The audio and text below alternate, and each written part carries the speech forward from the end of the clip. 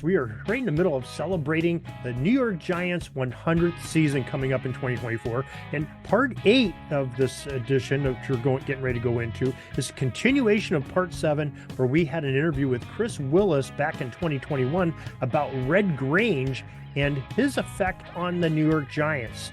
Pyle and Red Grange had declined an offer from the Bears to sign with them because he wanted his own franchise in New York City. He had a 5-year contract with the Yankee Stadium, and Pyle had told the NFL, hey, we're going to start our own league. So let's tune in with Chris to continue the story and how they affected and competed with the New York Giants as part of our Giants celebration in part 8.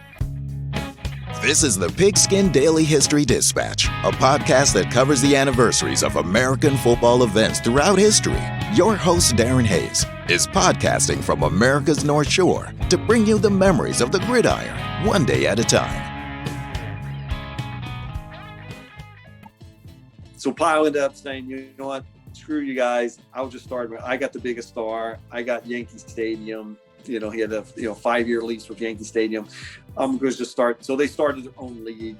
They ended up having like 8 teams, mainly around New York. There was New York, Brooklyn, Newark, Cleveland. I think there's a team in Chicago, the Battle of the Bears. And there was a traveling team that was a Los Angeles team, but they pretty much played on the road. So, yeah, so he started a whole new league.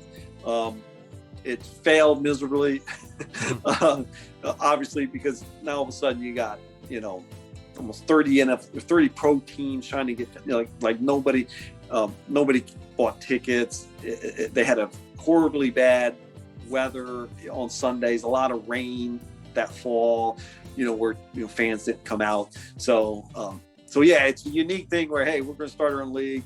It was very unique. Some people call it the Grange League because Red was, but mainly Pyle was the one that put the money up. Red did put some of his money up, but they sort of, that was the first sort of rival league against the NFL. You had the AFL, and this was the original AFL, the original 60s, and USFL and some of these other sports, but that was the first sort of rival league for the NFL. So that sort of fell apart. And what did C.C. Pyle and Red Grange do then when their new AFL league fell apart? Yeah, eventually, Pyle sort of saw the writing on the wall. He's like, well, I gotta work with these owners. So in 1927, he agreed that his team, which was called the New York Yankees and played out of Yankee Stadium, would join the NFL with Red and his team, but they would play mainly out of New York, and they would not play in the same days, and then they would play a 2-game series with the Giants at the end of the year, one at Yankee Stadium, one at the Polo Grounds. So he sort of agreed to whatever Tim Mara wanted and what the league wanted, what the NFL wanted, with the small compromise. The one unfortunate thing that happened in 1927 was Red playing against the Chicago Bears in a big matchup, early in the season. Red tears his knee, sort of tears ligaments in his knee. He tries to play on it. He misses a game or two, and he continues to try to play on it, but he ruins his knee.